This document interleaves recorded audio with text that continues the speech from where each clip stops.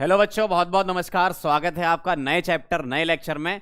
Solid state बेटा start करने वाले हैं आज से हम। एक्चुअली क्या है, सॉलिड स्टेट में जो आज का लेक्चर है वो बहुत बड़ा नहीं होने वाला है, थोड़ी थ्योरेटिकल चीजें हैं और जो कि समझना जरूरी है। बहुत बेसिक होता है सॉलिड स्टेट का। और आजकल एग्जाम में क्वेश्चंस भी आते हैं, which of the following is molecular solid, which of the following is covalent solid, इस टाइप के क्वेश्चंस होते हैं। तो एक बार जरा समझ लो, सॉलिड स्टेट का बहुत बेसिक है। हाँ, ये थ्योरेटिकल लेक्चर होगा, इसके बाद वाले सारे लेक्चर में थोड़ा सा मजा आने वाला है, लेकिन इसमें थोड़ी सी थ्योरी है तो आपको थ्योरी कवर करनी पड़ेगी, है ना। तो सबसे पहले शुरुआत करते हैं, वेलकम है सभी लोगों का। चलो भाई, यहां से स्टार्ट करेंगे। अगर हम स्टेट्स ऑफ मैटर की बात करें तो बेसिकली हम तीन स्टेट्स ऑफ मैटर हम कंसीडर करते हैं। पहली है सॉलिड, दूसरी है लिक्विड और तीसरी है गैस।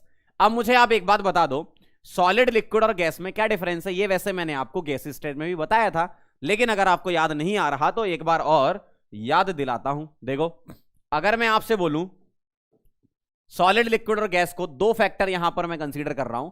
एक बता रहा हूं मैं आपको, इंटरमॉलिक्यूलर फोर्सेस, ठीक है। आईएमएफ का मतलब क्या हो गया बेटा,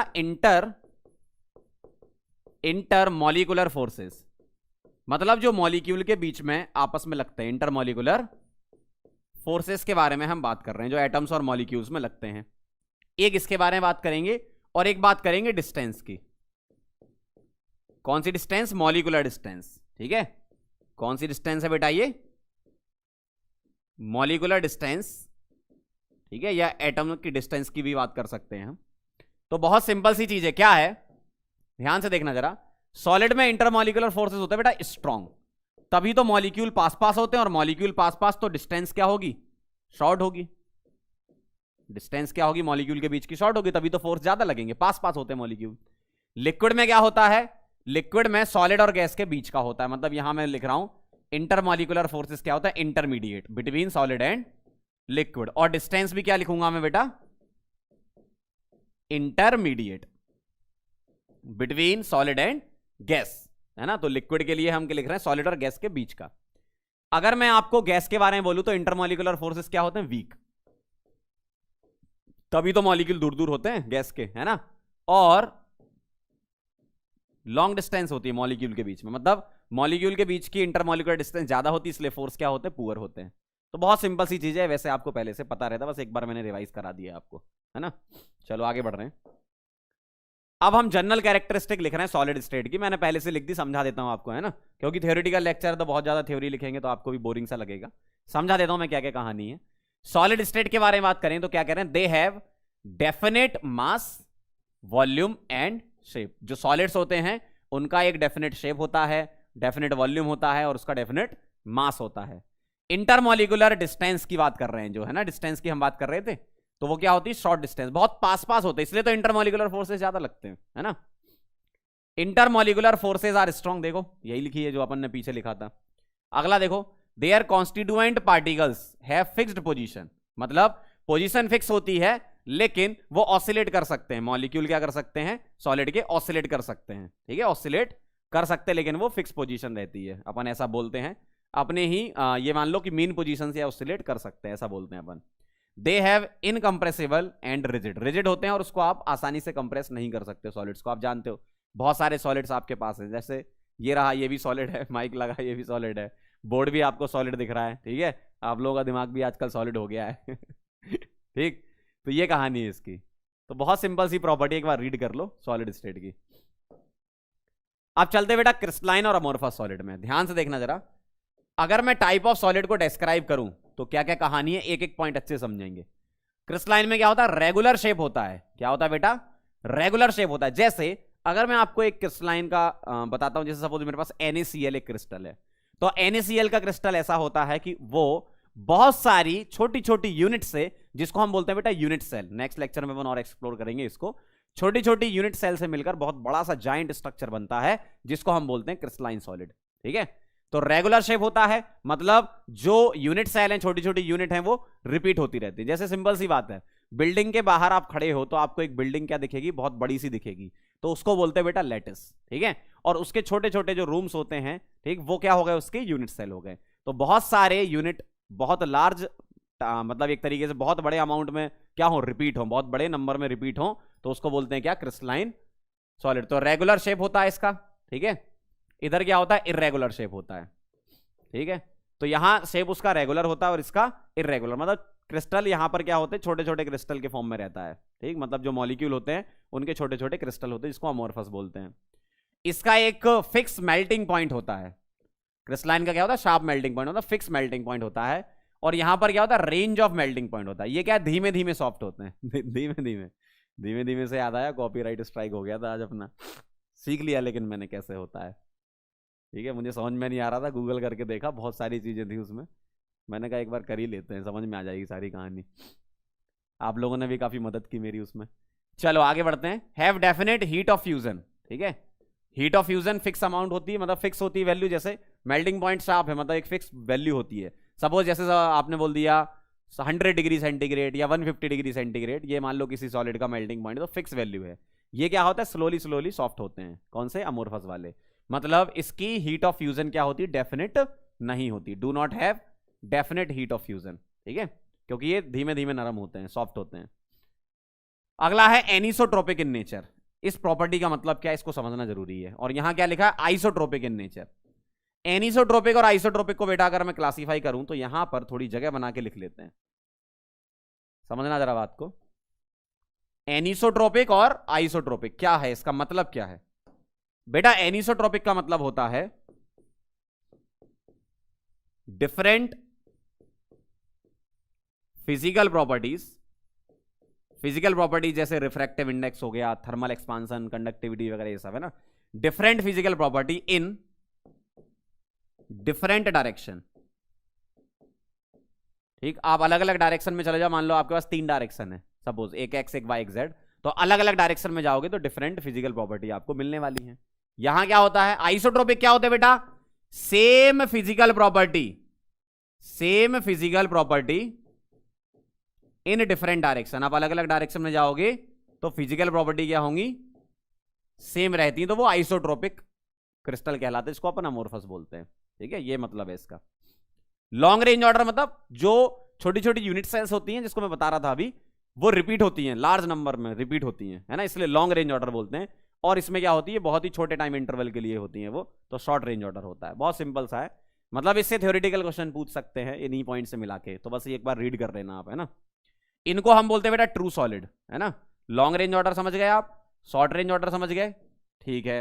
यहां आ जाओ, ये ट्रू सॉलिड होते हैं और इनको बोलते हैं बेटा स्यूडो सॉलिड या फिर सुपर कूल्ड लिक्विड, मतलब ऐसे सॉलिड जिनमें लिक्विड की प्रॉपर्टी होती है। जैसे अगर मैं आपको बहुत अच्छा एग्जांपल दूं, जैसे सपोज आप में से कई लोग राजस्थान गए होंगे, बहुत पुरानी पुरानी इमारतें बिल्डिंग है वहां पर, तो उनमें क्या है, जो ग्लास लगा होता है आप देखना, वो ऊपर की तरफ पतला होता है और नीचे की तरफ मोटा होता है, ऊपर थिन होता है और नीचे थिक होता है। क्योंकि होता क्या है, बहुत लार्ज, मतलब बहुत बड़े समय के बाद, मतलब सालों साल, मतलब 100 साल 200 साल हजारों साल ऐसी वाली बातें, इतने सालों में होता क्या है, जो लिक्विड है उसके अंदर फ्लूइड की प्रॉपर्टी आ जाती है, मतलब लिक्विड फ्लो कर जाता है। जो आपका ग्लास है ना, उसमें लिक्विड की तरह प्रॉपर्टी आ जाती है, फ्लूइड की तरह प्रॉपर्टी आ जाती है, ऊपर थिन और नीचे थिक हो जाता है, इसलिए बोलते हैं सुपर कूल्ड लिक्विड इसको, है ना, अमोर्फस को। और ग्लास इसका बहुत बढ़िया एग्जाम्पल है, सीडो सॉलिड या सुपर कूल्ड लिक्विड। आगे बढ़ रहा हूं मैं, एक बार रीड कर लेना इनको। अगला देखो जरा, एग्जाम्पल्स मैंने कुछ लिखे हैं, इनको अपन डिटेल में भी एक्सप्लोर करेंगे अभी। मॉलिक्यूलर सॉलिड, आयनिक solid, covalent solid, metallic solid, ये 4 सॉलिड हैं। जैसे मॉलिक्यूलर सॉलिड मतलब मॉलिक्यूल्स आपके सामने होंगे, अभी अपन करेंगे इसको डिस्क्राइब। KNO3, ये भी आप बोलोगे सर ये भी तो मॉलिक्यूल है, लेकिन बेटा ये आयनिक कंपाउंड है, तो इसको आयनिक सॉलिड में रखते हैं। सिलिकॉन है, सिलिकॉन तो आप बोलोगे सर एटम है, सिलिकॉन के बहुत सारी जो सिलिकॉन एटम है आपस में कनेक्ट हो जाते हैं, बहुत सारे सिलिकॉन एटम, तो एक बड़ा सा जायंट स्ट्रक्चर बोलते हैं, जिसको बोलते हैं कोवेलेंट या नेटवर्क सॉलिड, है ना। कोवेलेंट का नेटवर्क सॉलिड भी नाम है, बहुत बड़ा सा स्ट्रक्चर बन जाता है इसका। अगला है बेटा कॉपर। कॉपर क्या है बेटा, मेटल, है ना। तो मेटेलिक जो आ गए वो मेटल्स वाले एग्जांपल हो जाएंगे मेटेलिक क्रिस्टल में, ठीक है। अमोर्फस में जैसे क्वार्ट्ज ग्लास हो गया, सिलिका, ध्यान से देखना जरा, यहां पर इसकी एक वैरायटी जो होती है वो होती है, जैसे यहां मैं लिख रहा हूं इसकी एक और एग्जांपल, SiO2 का क्वार्ट्ज वैरायटी। ध्यान से सुनना, SiO2 की क्वार्ट्ज वाली वैरायटी बेटा क्रिस्टलाइन होती है, और SiO2 की जो क्वार्ट्ज ग्लास होती है, इसको सिलिका बोलते हैं, वो अमोर्फस होती है। ध्यान रखना, ये लॉन्ग रेंज के होते हैं, ये शॉर्ट रेंज के होते हैं। रबर हो गया, प्लास्टिक हो गया, ग्लास हो गया, ये सब क्या है, अमोर्फस सॉलिड है। एक बहुत ही अच्छी लाइन लिखी हुई है NCERT में, अगर आप पढ़ोगे, हीटिंग पर अमोर्फस को आप क्रिस्टलाइन में कन्वर्ट कर सकते हो किसी एक पर्टिकुलर टेम्परेचर पर, है ना, ये ध्यान रखना। हीटिंग पर अमोर्फस से क्रिस्टलाइन सॉलिड बनाया जा सकता है किसी एक पर्टिकुलर टेम्परेचर पर। बहुत अच्छी लाइन लिखी है एनसीईआरटी में ये, है ना। चलें आगे, आप ये नोट्स बनाते जाना इसके अच्छे से। चलो भाई आगे बढ़ते हैं। अब हम यहां से क्रिस्टलाइन सॉलिड को एक्सप्लोर कर रहे हैं, ठीक है। तो अभी तक की कहानी क्या हो गई आपकी, ध्यान से देख लो आराम से। क्या क्या किया हमने, सॉलिड को डिस्क्राइब किया, solid state, liquid state, gas state, मतलब स्टेट्स ऑफ मैटर को डिस्क्राइब किया इन तीनों में। और मैंने आपको गैस स्टेट में दो चीजें भी समझाई थी, याद है तो अच्छी बात है, नहीं तो एक बार फिर बोल देता हूं।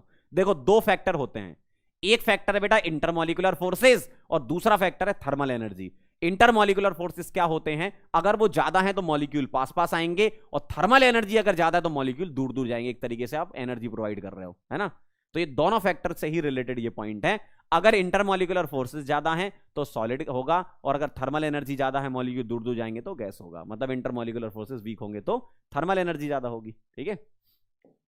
फिर हमने कैरेक्टरिस्टिक लिखे सॉलिड स्टेट के कुछ पॉइंट्स, एक बार रीड करोगे समझ में आ जाएगा। इनको समझा हमने, क्रिस्टलाइन और अमोर्फस क्या होते हैं, ठीक, इनके एग्जाम्पल लिखे। अब इनमें से हम इस वाले को एक्सप्लोर कर रहे हैं, क्योंकि एग्जाम में इसके क्वेश्चन कई बार आ चुके हैं, ये वाली टेबल जो एनसीईआरटी में दी है ना। तो ध्यान से देखो जरा क्या क्या है। मॉलिक्यूलर सॉलिड एक चीज होती है। अब ये वाला टॉपिक अच्छे से समझ लेना, ठीक है। इस वाले टॉपिक को कई लोग क्या है स्किप करा देते हैं कि सर आपने 11th में पढ़ लिया है ये, ऐसा नहीं। मैं आपको फिर से एक बार समझा देता हूं, क्योंकि 11th में तो आपने केमिकल बॉन्डिंग में पढ़े ही थे। एक बार फिर से समझ लोगे तो क्या चला जाएगा, है ना। अच्छे से ही समझ लो, क्योंकि क्वेश्चन तो इससे अगर आएगा तो इसी टेबल से ही आएगा, है ना। ध्यान से देखो जरा, मॉलिक्यूलर सॉलिड पहले नंबर पे मैं ले रहा हूं। इसमें कॉन्स्टिट्यूएंट पार्टिकल्स क्या होते हैं वो देखो। मॉलिक्यूलर सॉलिड में बेटा कॉन्स्टिट्यूएंट पार्टिकल्स होते हैं मॉलिक्यूल्स, ठीक है। क्या होते हैं, मॉलिक्यूल्स। अच्छा फोर्सेस कौन से होंगे उनमें, ठीक है। मॉलिक्यूल्स होते तो कहां कहां मॉलिक्यूल्स होंगे, यहां भी होंगे। नॉन पोलर, इसके ये है, ये सब पार्ट है ना। पोलर हाइड्रोजन बॉन्डिंग, देखो नॉन पोलर, पोलर और हाइड्रोजन बॉन्डिंग। अब ये कहानी आपकी यहां से आपको केमिकल बॉन्डिंग में ले जाती है, ठीक। मैं आपको फिर से एक और बार समझा दूंगा अच्छे से। देखो नॉन पोलर में कॉन्स्टिट्यूएंट पार्टिकल्स क्या हैं आपके, मॉलिक्यूल्स हैं, ठीक है। तो फोर्सेस क्या लग रहे होंगे, मैंने आपको वैसे बता रखा है लेकिन एक बार फिर बता रहा हूं। नॉन पोलर बेटा जो होता है उसमें डायपोल मूवमेंट 0 होता है, ध्यान रखना। नॉन पोलर में डायपोल मूवमेंट 0 होता है। तो आपको ऐसे मॉलिक्यूल लेना है जिनका डायपोल मूवमेंट क्या हो बेटा, 0 हो, ठीक है। तो नॉन पोलर में फोर्सेस कौन से लगे, डायपोल मूवमेंट तो 0 है, लेकिन फोर्सेस कौन से लगते हैं बेटा, यहां फोर्सेस लगते हैं लंदन फोर्सेस या डिस्पर्जन फोर्सेस या आईडीपी। आईडीपी लंदन फोर्सेस, ठीक, डिस्पर्जन फोर्सेस भी बोलते हो, डिस्पर्जन फोर्सेस, ठीक। और क्या लिखते हो, आईडीपी। आईडीपी अगर मैं लिखना चाहूं तो आईडीपी। आईडीपी का मतलब क्या बेटा, डिटेल में बताना जरा, full form. Induced dipole, induced dipole. दो नॉन पोलर मॉलिक्यूल्स में जो लगते हैं उन्हीं फोर्स को बेटा क्या बोलते हैं, इंड्यूस्ड डाइपोल, इंड्यूस्ड डाइपोल। फिर से सुन लो, दो नॉन पोलर मॉलिक्यूल के बीच में जो फोर्स लगते हैं उन्हीं का नाम है बेटा क्या, इंड्यूस्ड डाइपोल, इंड्यूस्ड डाइपोल, ठीक है। आईडीपी। आईडीपी लंदन फोर्सेस या डिस्पर्जन फोर्सेस भी बोलते हैं। जैसे ये सारे के सारे मॉलिक्यूल क्या हैं आपके, नॉन पोलर हैं। जैसे देखो जो इनर्ट गैसेस हैं वो तो आपका आईडीपी, आईडीपी फोर्स लगते ही हैं उसमें, हमें पता है क्योंकि एक ही एटम है आपका, है ना। अब आप बोलोगे सर आपने यहां मॉलिक्यूल लिखा, यहां तो एटम ले लिया।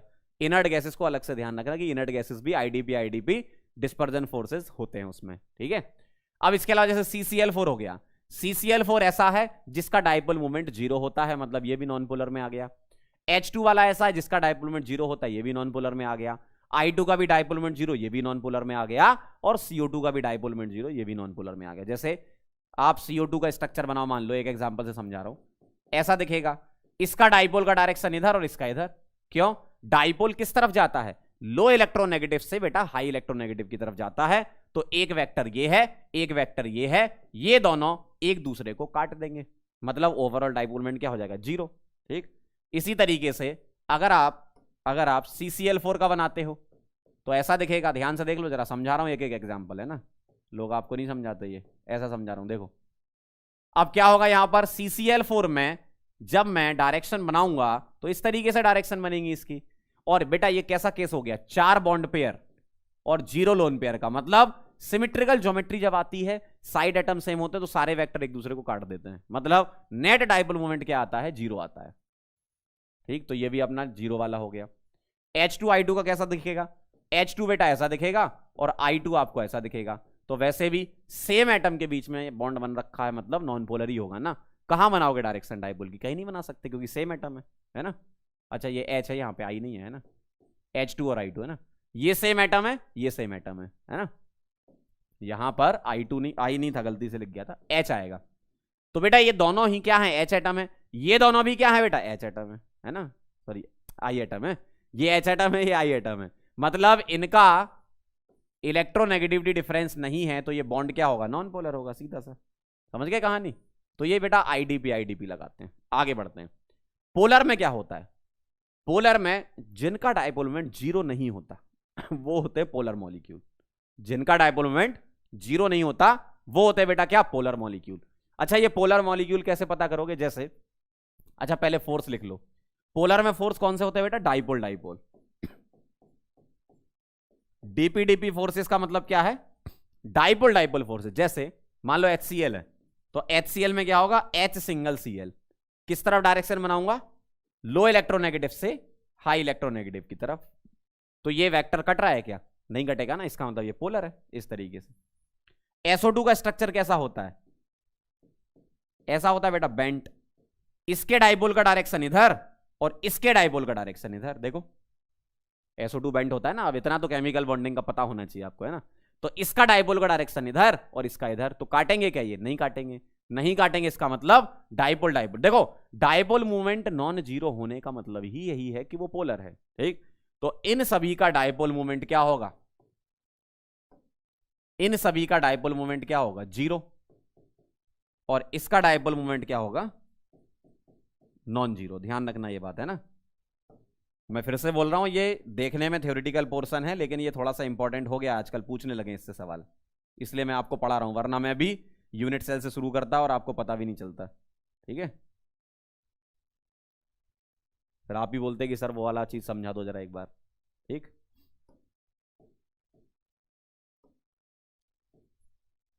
इसका डाइपोल मोमेंट क्या है, 0।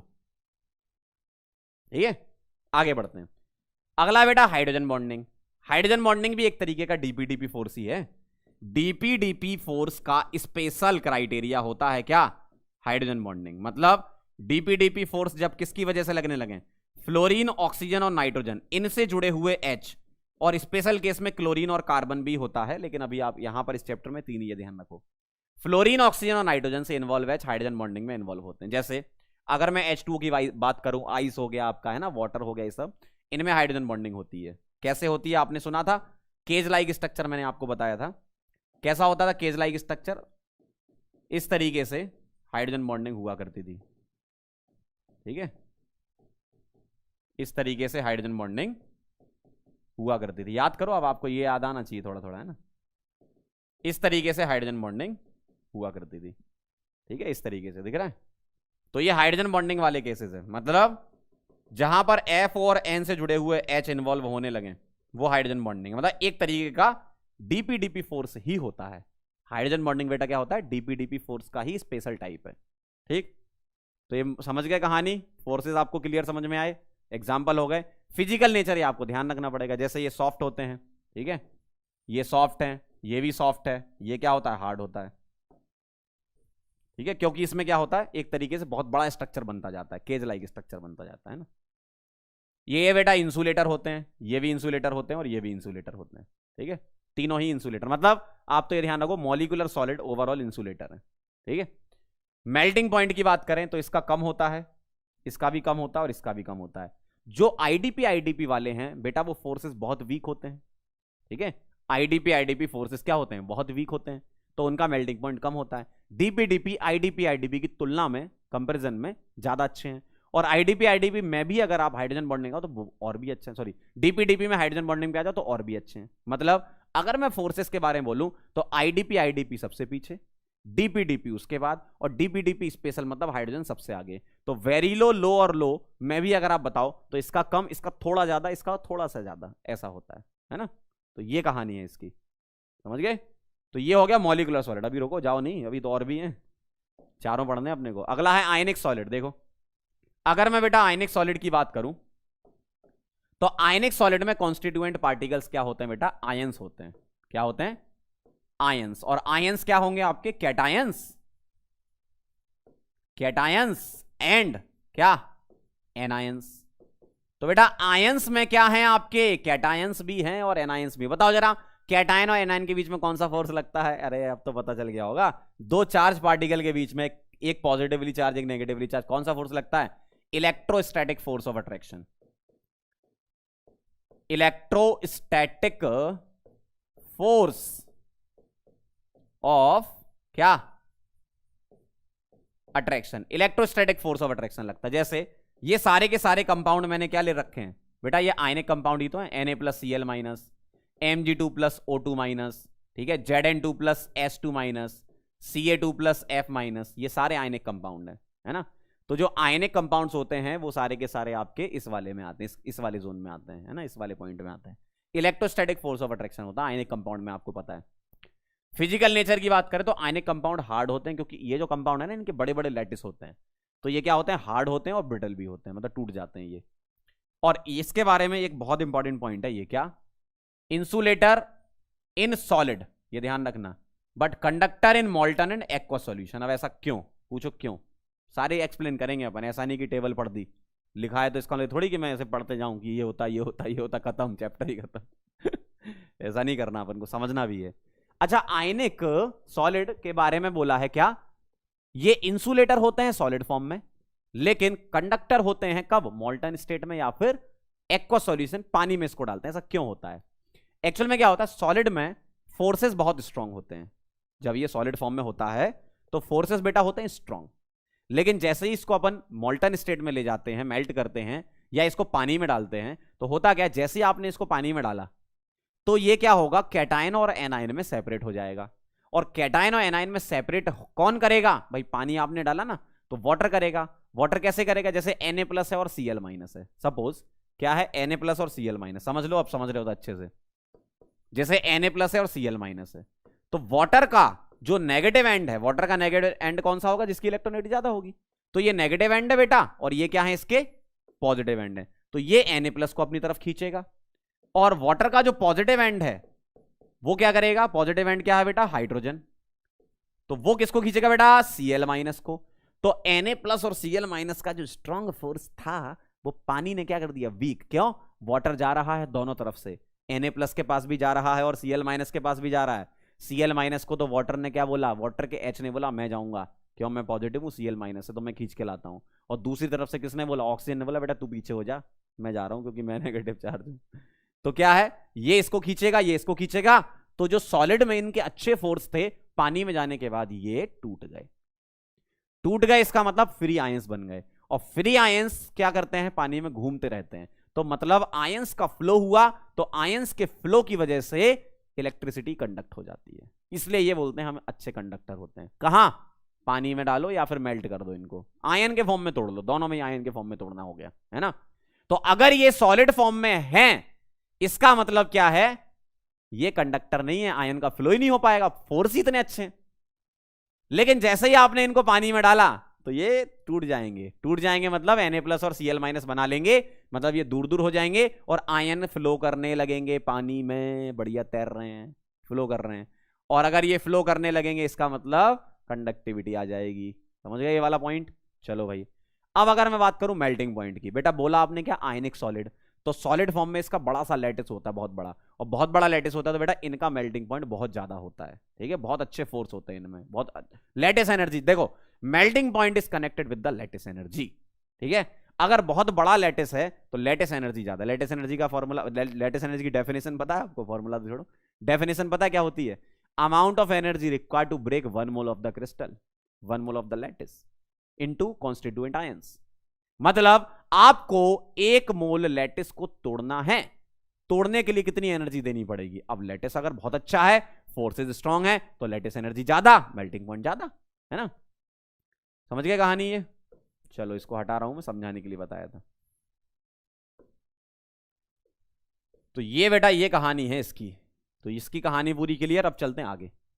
अगर मैं मेटेलिक की बात करूं तो कॉन्स्टिट्यूएंट पार्टिकल्स क्या होते हैं, इसमें होते हैं पॉजिटिव आयंस, पॉजिटिव आयंस जिनको क्या बोलते हैं, कर्नल्स, कर्नल्स बोलते हैं इनको, है ना। इन द सी ऑफ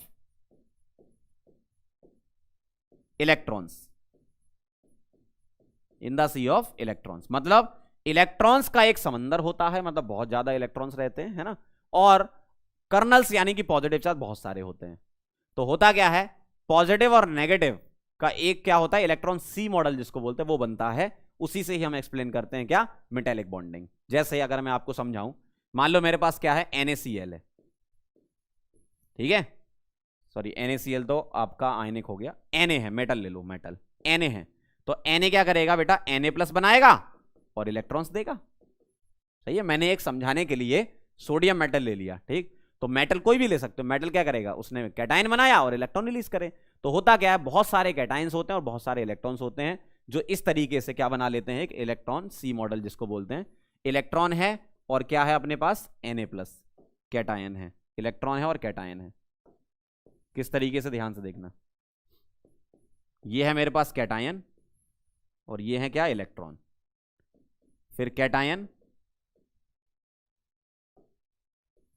ठीक है, इलेक्ट्रॉन, कैटायन, इस तरीके से अरेंजमेंट होता है, electron, cation, electron, cation, electron, इस तरीके से अरेंजमेंट होता है इनका, समझ रहे हो। तो होता क्या है, ऐसा जो अरेंजमेंट है, देख लो एक बार कैसा है, देख लो अच्छे से। तो कैटायन इलेक्ट्रॉन इस तरीके से अरेंजमेंट होता है, जिसको बोलते हैं इलेक्ट्रॉन सी मॉडल। मतलब इलेक्ट्रॉन के समंदर में क्या होता है, Na+ ट्रैप रहते हैं। मतलब एक तरीके से आप ये बोल सकते हो कि जो कैटायन है, ये जो कैटायन बन रहे हैं, इनका नाम है बेटा कर्नल। कर्नल क्या होते हैं, nucleus plus inner core electron. क्यों, अगर सोडियम में पूछू कितने इलेक्ट्रॉन थे बेटा, सोडियम में 11, ठीक है, एक इलेक्ट्रॉन निकल गया तो कितने बचे, 10 इलेक्ट्रॉन बचे ना। मतलब Na+ में इलेक्ट्रॉन तो होंगे ना कुछ, मतलब Na मतलब सोडियम का न्यूक्लियस है और Na+ मतलब सोडियम का न्यूक्लियस है, और कितने इलेक्ट्रॉन है उसमें, 10 इलेक्ट्रॉन है। तो nucleus plus inner core electron, अंदर के जितने बचे, आपने आउटर मोस्ट इलेक्ट्रॉन निकाल दिया, तो बाकी जो पूरा सिस्टम है उसको कर्नल बोलते हैं। जैसे अगर मैं आपको और एक्सप्लोर करके समझाऊं, देखो इतना डिटेल में कोई नहीं समझाएगा, ये सब चीजें समझ लो, क्योंकि ये थ्योरेटिकल लेक्चर है, सारी चीजें समझ में आनी चाहिए। सोडियम ने क्या करा बेटा, ये इलेक्ट्रॉन दिए, इसमें कितने इलेक्ट्रॉन थे, 11 इलेक्ट्रॉन, इसमें कितने हैं, 10 इलेक्ट्रॉन, ठीक है, और ये इलेक्ट्रॉन निकल गया। तो ये जो 10 इलेक्ट्रॉन और न्यूक्लियस होता है, ठीक, मतलब 10 इलेक्ट्रॉन प्लस न्यूक्लियस अगर मैं बोलूं, 10 इलेक्ट्रॉन प्लस न्यूक्लियस अगर मैं बोलूं, तो इसका नाम है बेटा कर्नल। तो कर्नल क्या होता है, nucleus plus inner core electron, उसको बोलते हैं कर्नल, ठीक है। तो ऐसे क्या होते हैं, ये सारे कर्नल होते हैं, ये सब कर्नल हैं, ठीक है, और इन कर्नल के बीच में यहां पर क्या है, इलेक्ट्रॉन है। ये इलेक्ट्रॉन डीलोकलाइज होते रहते हैं, ठीक है, ये इलेक्ट्रॉन घूमते रहते हैं, डीलोकलाइजेशन मतलब घूमना, है ना। तो ये इलेक्ट्रॉन क्या करते रहते हैं बेटा, घूमते रहते हैं, ठीक है। तो ये कहानी थी positive ion in the sea of electron. हटा दूं मैं इसको, भाई साहब समझ लो सारी चीजें, कभी कभी समझ में आती हैं ऐसी चीजें, लेकिन मेरे पास आयो तो अपन समझा देंगे सारा, चिंता मत करना, अपन साथ हैं। देखो हो गया ये वाला पॉइंट। फोर्सेस क्या होते हैं बेटा, इनको क्या बोलोगे, मेटेलिक बॉन्ड। फोर्सेस का नाम क्या, मेटेलिक बॉन्ड। तो जो बेटा फोर्स होते हैं वो कौन से फोर्स होते हैं, मेटेलिक बॉन्ड होते हैं, जिसको बोलते हैं अपन मेटेलिक बॉन्ड, है ना। जैसे बहुत सारे मेटल ले लो, कोई से भी मेटल ले लो, FeCu Ag Mg Zn, कोई भी ले सकते हो आप, है ना। ये फिजिकल नेचर देखो इसका, क्या हार्ड होते हैं, लेकिन मेटल्स आपने भाई प्रॉपर्टी पढ़ी ना बचपन में, आपने एक मेटल नॉन मेटल का चैप्टर भी पढ़ा था, याद करो, जिसमें तुम्हारे पूरे में से पूरे नंबर आए थे, है ना, मुझे पता है रट के आए थे। जो मेटल्स होते हैं वो हार्ड होते हैं, क्यों होते हैं, क्योंकि मेटेलिक बॉन्ड की वजह से, ठीक है, मेटेलिक बॉन्ड बनता है। और मेलिएबल और डक्टाइल होते हैं, मतलब आप इनको शीट में भी कन्वर्ट कर सकते हो और थिन वायर में भी कन्वर्ट कर सकते हो, ठीक है, मतलब दोनों ही अपन कन्वर्ट कर सकते हैं। Conductor in solid and मॉल्टन state, metals क्या होते हैं, सॉलिड स्टेट में भी कंडक्टर होते हैं और मॉल्टन स्टेट में भी कंडक्टर होते हैं, लेकिन मेटल में कंडक्टिविटी का रीजन अलग है, आयनिक कंपाउंड में कंडक्टिविटी का रीजन अलग है। ध्यान से सुनना जरा, देखो पहली बात, आयनिक कंपाउंड सॉलिड में कंडक्टर नहीं होते। क्या बोला मैंने, ये अब यहां से बहुत अच्छा पॉइंट बोलने वाला हूं मैं। आयनिक कंपाउंड सॉलिड में कंडक्टर नहीं होते, जबकि मेटेलिक सॉलिड में कंडक्टर होते हैं। अब आ जाओ मॉल्टन स्टेट में। आयनिक मॉल्टन स्टेट में कंडक्टर होते हैं, मेटल भी मॉल्टन स्टेट में कंडक्टर होती है, ठीक। और इसके लिए एक एक्स्ट्रा और है कि अगर मॉल्टन हो या पानी डाल दो, मतलब पानी में डाल दो इसको पानी में डिसॉल्व करोगे तो मतलब आयंस में टूट जाएगा। डिसॉल्व का मतलब क्या, आयंस में टूट जाना, ठीक है। तो ये क्या होता है, सॉलिड स्टेट में और मॉल्टन स्टेट में कंडक्टर होता है। किस वजह से, आपसे रीजन पूछ सकते हैं एग्जाम में। इधर होता है reason due to the movement of free ions. मेरे साथ 2 बार बोल लो, due to the movement of free ions. एक और बार, due to the movement of free ions, ठीक। इधर 2 बार बोलो, due to the movement of free electrons, due to the movement of free electrons, ठीक है। तो यहां जो कंडक्टिविटी का रीजन है बहुत इंपॉर्टेंट है भाई। यहां जो कंडक्टर हो रहा है किस वजह से, due to free ions, movement of free ions. और यहां क्या है, due to movement of free electrons, जो घूम रहे थे इलेक्ट्रॉन सी मॉडल में, है ना। समझ रहे हो बात को। तो मेटेलिक जो इलेक्ट्रॉन सी मॉडल हमने बनाया था उसमें इलेक्ट्रॉन घूम रहे थे, तो इलेक्ट्रॉन घूमते रहते हैं भाई, एक्सचेंज होते रहते हैं, इधर जाते रहते हैं ना। तो इलेक्ट्रॉन की मूवमेंट की वजह से ऐसा होता है, और यहां फ्री आयंस की वजह से ऐसा होता है। अब एक बहुत ही अच्छी चीज, टेम्परेचर का क्या इफेक्ट पड़ता है। ये बहुत बढ़िया सवाल है, बेहतरीन सवाल है। टेम्परेचर का क्या इफेक्ट पड़ता है, आ जाओ जरा। टेम्परेचर बढ़ाने पर कंडक्टिविटी बढ़ती है इसकी, किसकी, आयनिक की। और टेम्परेचर बढ़ाने पर कंडक्टिविटी कम होती है किसकी, मेटेलिक की। बहुत ही धमाकेदार पॉइंट है ये। टेम्परेचर बेटा जब बढ़ाते हो तो आयंस बनते हैं, आयंस के फ्लो की वजह से कंडक्टिविटी आती है, ठीक। तो टेम्परेचर बढ़ाने पर आप एक तरीके से क्या कर रहे हो, उस आयनिक कंपाउंड को तोड़ने के लिए एनर्जी प्रोवाइड कर रहे हो। और जितना ज्यादा एनर्जी आप डालोगे उतना आसानी से वो ब्रेक हो जाएगा मॉल्टन स्टेट या फिर एक्वा सॉल्यूशन में। समझ रहे हो बात को, क्या कह रहा हूं, समझ रहे हो। आपने टेम्परेचर बढ़ा दिया तो आयंस में ब्रेक हो जाएगा, आयनिक कंपाउंड आसानी से ब्रेक हो जाएगा जितना ज्यादा टेम्परेचर बढ़ाते जाओ, है ना। यहां क्या होता है, टेम्परेचर बढ़ाने से कंडक्टिविटी डिक्रीज होती है मेटेलिक में। ऐसा क्यों, यहां तो ऐसा होना चाहिए था कि सर टेम्परेचर हम बढ़ा रहे हैं तो इलेक्ट्रॉन तेजी से भागने चाहिए। आपकी बात सही है, आपका सोचना सही है, लेकिन आप दूसरी चीज यहां भूल रहे हो। क्या, मेटेलिक में मैंने अभी कर्नल बनाया था, तो कर्नल में बेटा वाइब्रेशन होने लगता है, कर्नल में बेटा वाइब्रेशन होने लगता है, जिस वाइब्रेशन की वजह से इलेक्ट्रॉन को स्पेस नहीं मिल पाता घूमने फिरने के लिए, और उसी वाइब्रेशन की वजह से कंडक्टिविटी कम हो जाती है, इलेक्ट्रॉन का मूवमेंट कम हो जाता है। क्या बोला मैंने, बहुत ध्यान से, इधर ध्यान सुन लो, इधर आओ। अगर मैं आपसे बोलूं टेम्परेचर बढ़ाने पर आयनिक कंपाउंड की कंडक्टिविटी क्यों बढ़ रही है, तो आपका रीजन होना चाहिए due to the movement of free ions, free ions. अगला, टेम्परेचर बढ़ाने पर मेटेलिक कंडक्टर की कंडक्टिविटी कम क्यों होती है, due to vibration in kernels. समझ रहे हो। देखो इलेक्ट्रिसिटी क्यों फ्लो होती है भाई, कंडक्टर क्यों है, इलेक्ट्रिसिटी फ्लो करता है ना, कंडक्टर क्यों है, फ्री आयंस की वजह से। ये कंडक्टर क्यों, फ्री इलेक्ट्रॉन्स की वजह से। यहां टेम्परेचर बढ़ाने पर कंडक्टिविटी क्यों बढ़ रही है, due to movement of free ions, ठीक है। यहां क्या हो रहा है, टेम्परेचर बढ़ाने पर कंडक्टिविटी कम क्यों हो रही है, due to vibration in kernels, जिससे इलेक्ट्रॉन को स्पेस नहीं मिल पाएगा भागने के लिए, घूमने फिरने के लिए, तो कंडक्टिविटी कम हो जाएगी। समझ गए कहानी, ये चीज थी इसमें। आगे बढ़े, तो ये बेटा आयनिक हो गया और मेटेलिक हो गया। अगला है बेटा कोवेलेंट या फिर नेटवर्क सॉलिड। ध्यान से समझना जरा, यहां पर कॉन्स्टिट्यूएंट पार्टिकल्स क्या होते हैं, आपके एटम्स होते हैं, ठीक है। क्या होते हैं, एडम्स। क्या होते हैं, एडम्स, ठीक है। फोर्सेस क्या होते हैं इसमें, कोवेलेंट बॉन्ड बोलते हैं इसको। क्या बोलते हैं, कोवेलेंट बॉन्ड। कोवेलेंट बॉन्ड बेटा कैसे बनता है, due to sharing of electrons, due to sharing of electrons. अच्छा, आयनिक बॉन्ड कैसे बनता था, बताओ जरा, आयनिक बॉन्ड कैसे बनता था, due to transfer of electrons, ठीक है। तो आयनिक बॉन्ड कैसे बनता है, due to transfer of electrons, ठीक है। जो आयनिक बॉन्ड बनता है ना, आयनिक बॉन्ड, वो किस वजह से बनता है? Due to transfer of electrons. Metallic bond हमने समझ ही लिया, इलेक्ट्रॉन सी मॉडल होता है उसमें, ठीक है। और ये मॉलिक्यूलर फोर्सेस वाला क्या होता है? इसमें दो नॉन पोलर कंपाउंड के बीच में इंड्यूस डाइपोल फोर्स लगते हैं, मतलब नॉन पोलर वाले में। अगर दोनों पोलर हो गए आपके तो डीपी डीपी लगेगा। अच्छा, एक पोलर एक नॉन पोलर हो गया तो डीपीआई डीपी भी लगता है ना। हाइड्रोजन बॉन्डिंग में डीपी डीपी का स्पेशल टाइप है, वीक वांडरवल फोर्सेस होते हैं मॉलिक्यूलर में, है ना। चलो भाई वापस आते हैं।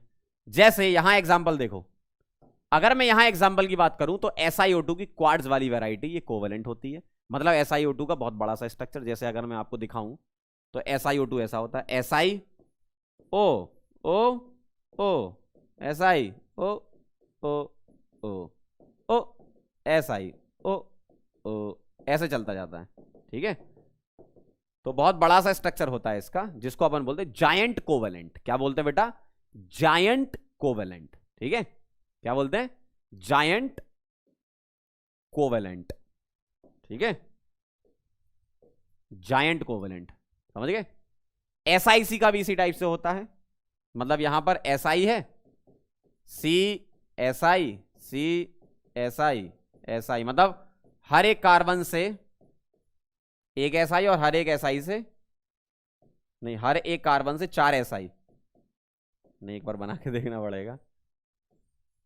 हाँ, हर एक कार्बन से 4 Si जुड़े रहते हैं। जैसे ये कार्बन है, Si,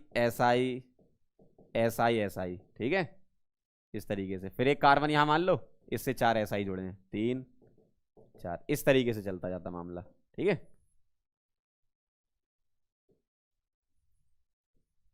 तो ये कहानी है बेटा, है ना। डायमंड और ग्रेफाइट का तो आपको आइडिया होगा, एक बार फिर बता देता हूं। डायमंड में बेटा क्या होता है? 3D स्ट्रक्चर होता है डायमंड का।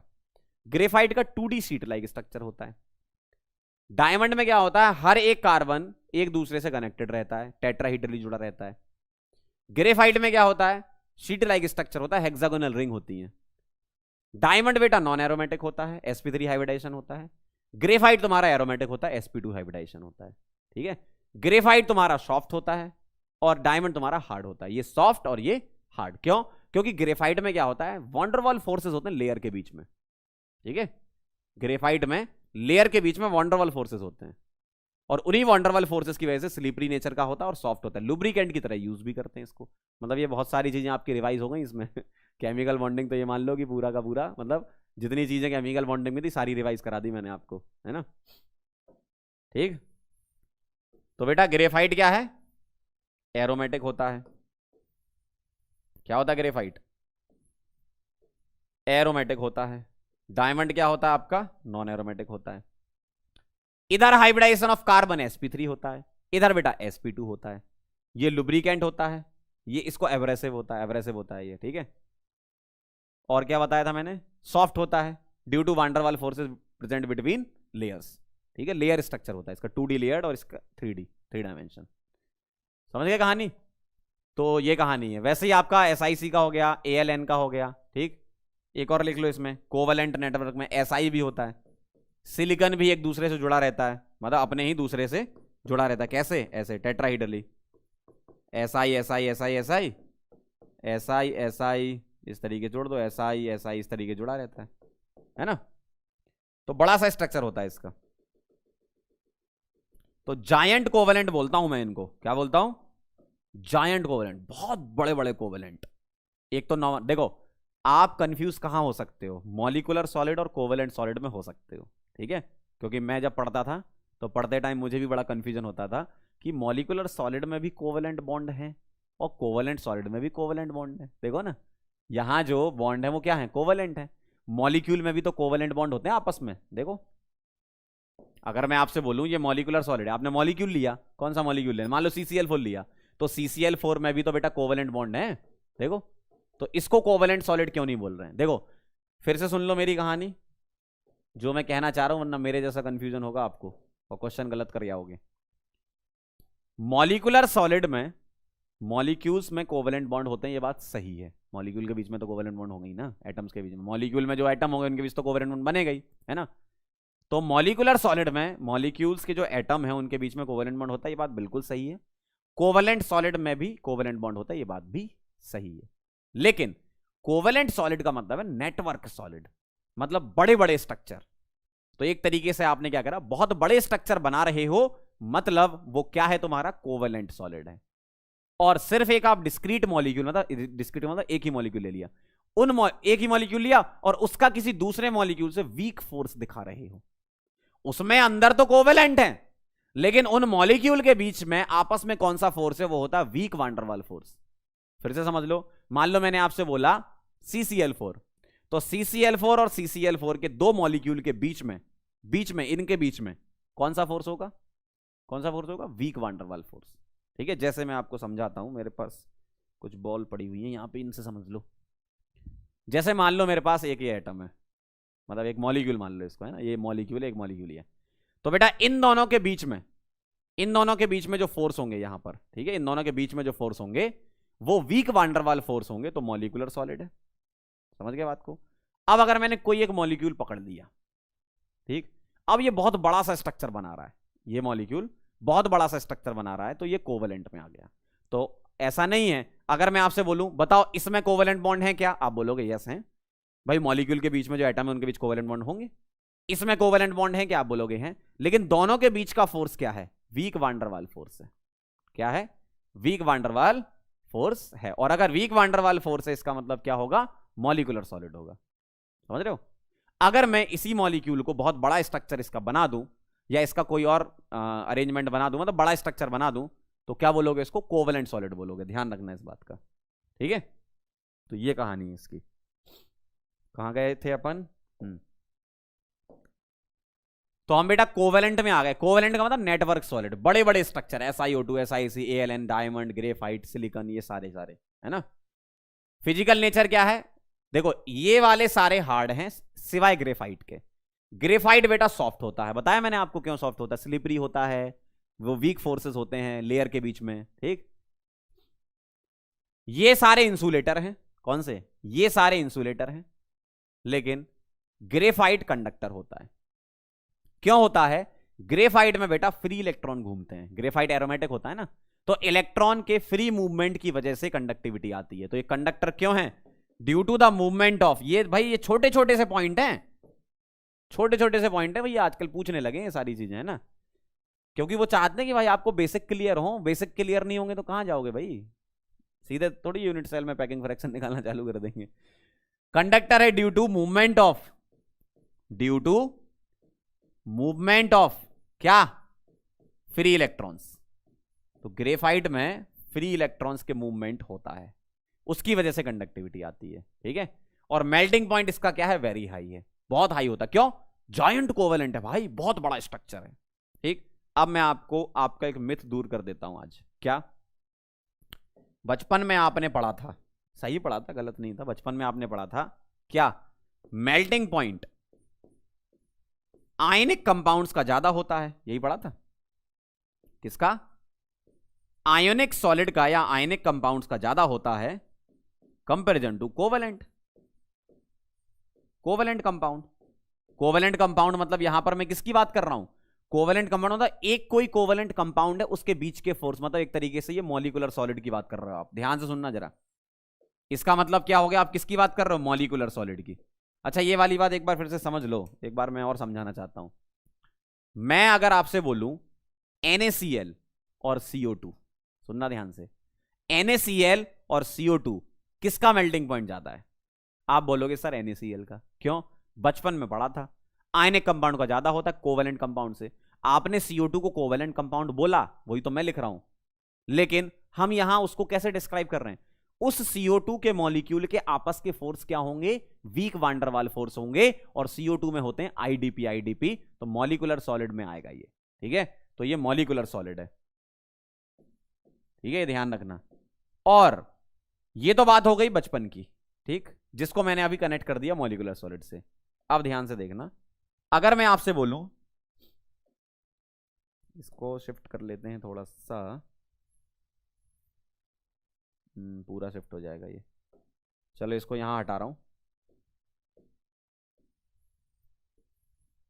अगले पेज में ऐड करेंगे, ठीक है। समझना जरा बात को। अब क्या मेरा भी समझाने का मन कर रहा है, तुम लोग बहुत ध्यान से सुन रहे हो ना सारी चीजें। देखो, अगर मैं आपसे पूछूं मेल्टिंग पॉइंट, तो मेल्टिंग पॉइंट बेटा आपने क्या बोला, आयोनिक का ज्यादा होता है, आयोनिक सॉलिड या आयोनिक कंपाउंड का, किससे,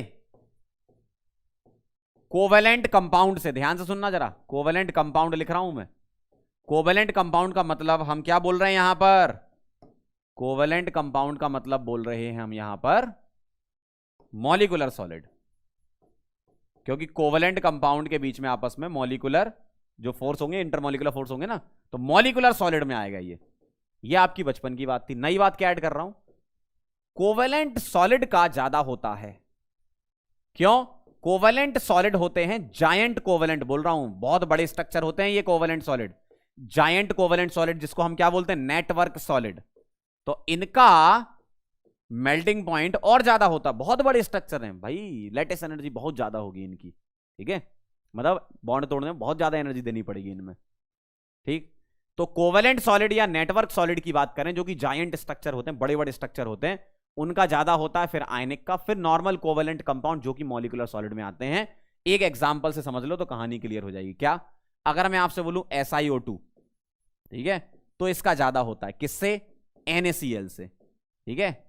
मैं ऐसे एग्जांपल ले रहा हूं, एक मैंने नेटवर्क वाला ले लिया, एक आयनिक, और एक यहां मॉलिक्यूलर वाला ले लो, किस CO2 ले लो, है ना, ऐसा, समझ रहे हो। तो ये कहानी मैं आपको समझाना चाह रहा था। अब कई लोग क्या है इसमें कंफ्यूज ही रहते हैं हमेशा। क्वेश्चन आ चुका है ऐसा मेल्टिंग पॉइंट का कंपैरिजन वाला, आ जाता है ये पीरियड टेबल में, तो कोई पढ़ाएगा नहीं तुम्हें ये सब, है ना।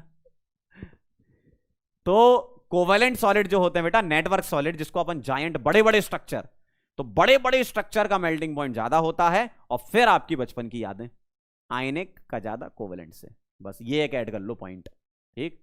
तो आयनिक सॉलिड का ज्यादा होता है नॉर्मल कोवेलेंट कंपाउंड जो कि मॉलिक्यूलर सॉलिड बनाते हैं, और कोवेलेंट में भी जायंट कोवेलेंट होना चाहिए, ठीक है, समझ गए कहानी। चलो भाई अब थोड़ा पीछे चलते हैं, एक बात और बताना है मुझे। जो डायमंड और ग्रेफाइट है उसके बारे में एक बहुत ही फेमस पॉइंट है, जेई में आ चुका है। क्या फेमस पॉइंट है, ध्यान से देखना, यहीं पर लिख देता हूं मैं,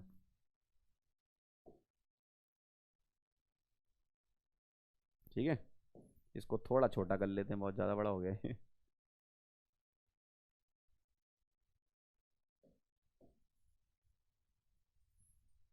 समझना बात को, है ना। तो ये हो गया आपका पॉइंट नंबर 1, Mi* लिख लो इसको। दूसरा पॉइंट समझना जरा बेटा, डायमंड और ग्रेफाइट की अगर मैं बात करूं, तो graphite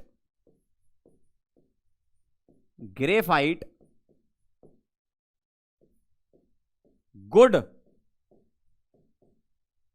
thermal as well as electrical conductor. ध्यान से सुनना, इलेक्ट्रिकल कंडक्टर। ग्रेफाइट जो होता है वो इलेक्ट्रिकल कंडक्टर किस वजह से होता है, due to movement of free electrons, electron के मूवमेंट की वजह से क्या बोलोगे, electrical conductor. Due to electrical conductor किस वजह से, due to movement, due to movement of free electrons. ध्यान से देखना जरा, फ्री इलेक्ट्रॉन्स, फ्री इलेक्ट्रॉन्स के मूवमेंट की वजह से है ये, है ना। थर्मल क्यों है, due to giant structure, due to giant structure. क्यों, हर का ध्यान सुनना, हर कार्बन एक दूसरे से कनेक्टेड है।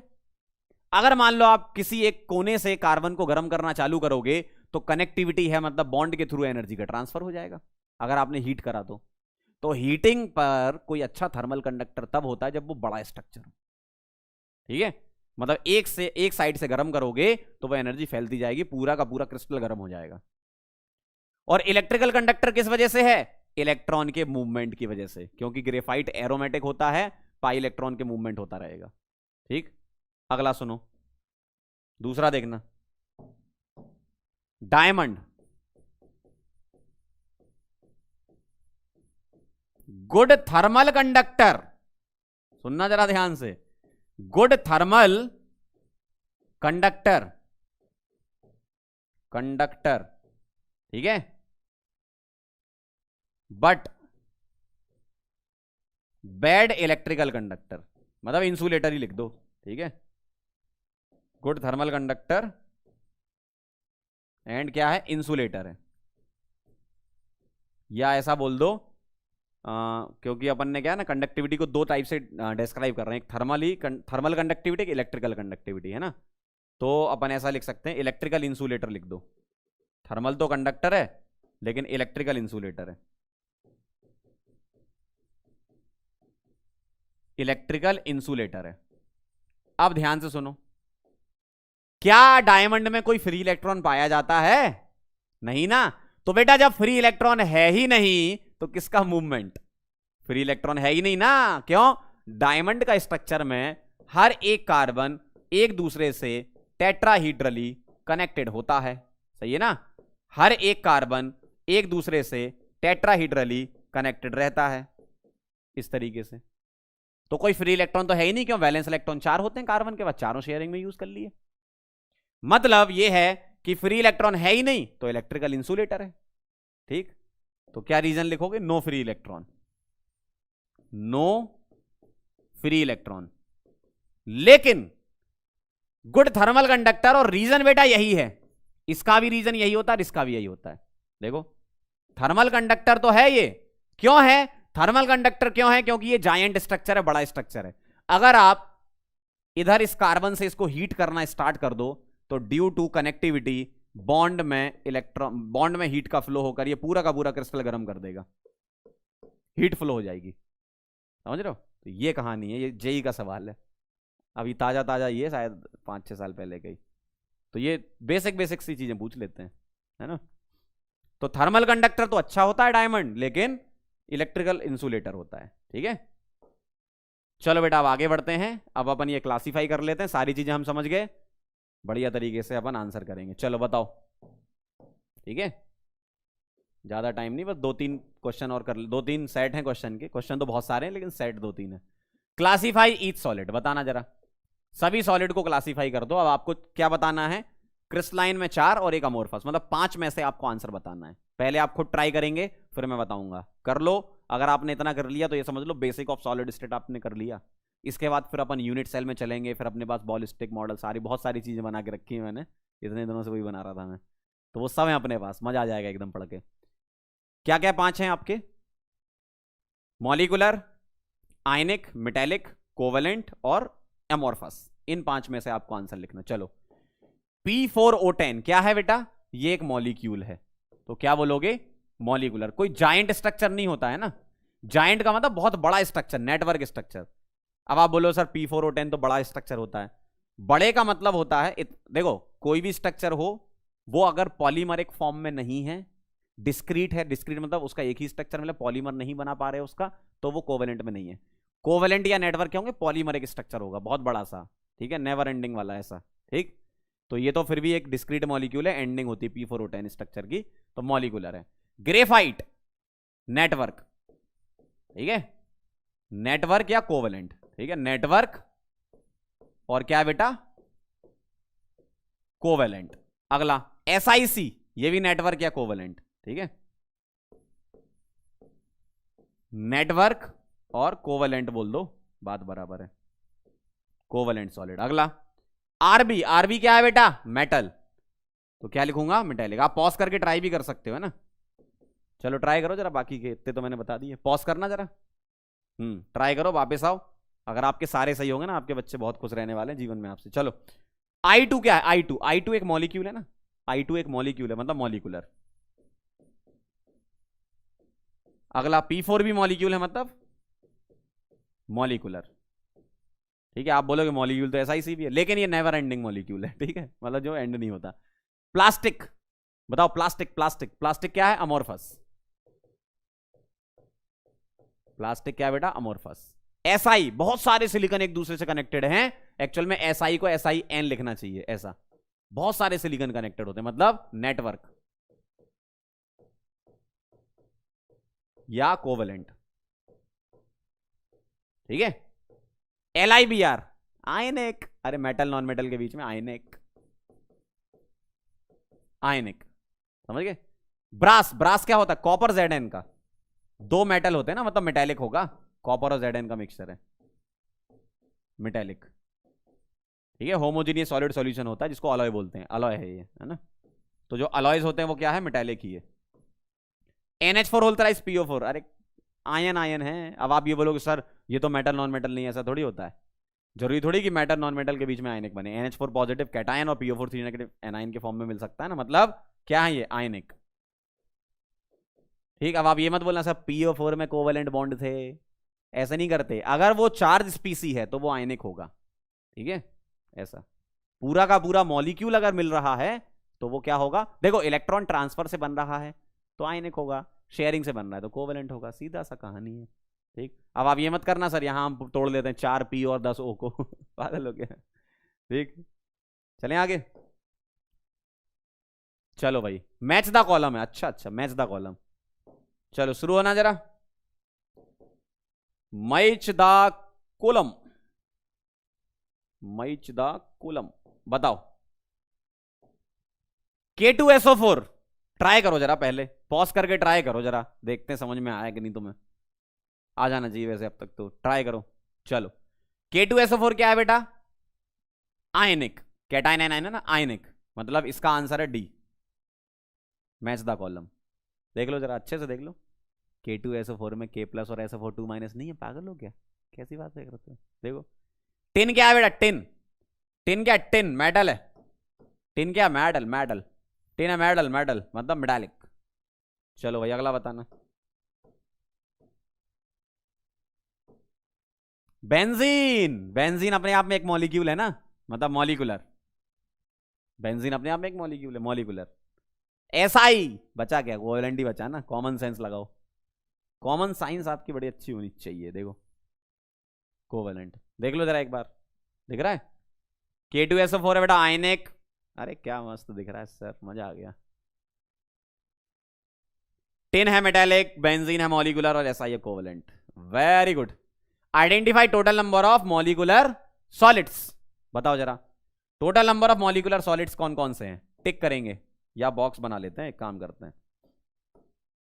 Total number of molecular solids बताओ कौन कौन से, मतलब मॉलिक्यूल के फॉर्म में जो एग्जिस्ट कर रहे हैं। अमोनिया हो गया, ठीक। यूरिया एक मॉलिक्यूल है अपने आप में। ZnS तो Zn2 प्लस S2 माइनस, आयनिक है। AR क्या है? मॉलिकुलर, भले ही एटम है, याद रखना। इनर्ट गैसेस वाले जो होते हैं वो मॉलिकुलर होते हैं। पानी बताना, पानी H2O मॉलिक्यूल है, मॉलिकुलर सॉलिड है। अगला वाला देखो क्या है? SiO2 है ना, सिलिका। तो ये होता है बेटा तुम्हारा अमोर्फस, है ना। तो SiO2 सिलिका क्या है? अमोर्फस है, ठीक। SiO2 का क्वार्ट्ज क्या होता है? क्रिस्टलाइन होता है। तो ये क्या है तुम्हारा? अमोर्फस। NaCl क्या है तुम्हारा? NaCl क्रिस्टलाइन में आयनिक है।